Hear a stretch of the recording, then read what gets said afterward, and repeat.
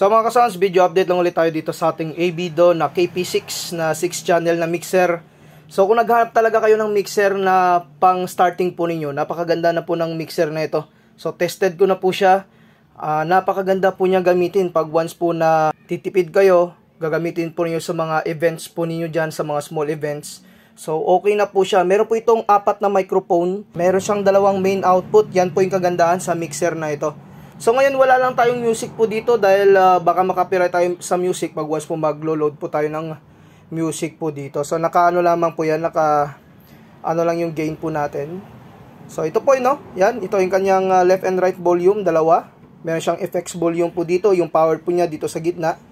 So yan, no? Meron siya ditong USB, Bluetooth, wired, pwede po kayo. So pwede rin kayo dito mag-connect ng RCA through wired papuntang music source po ninyo.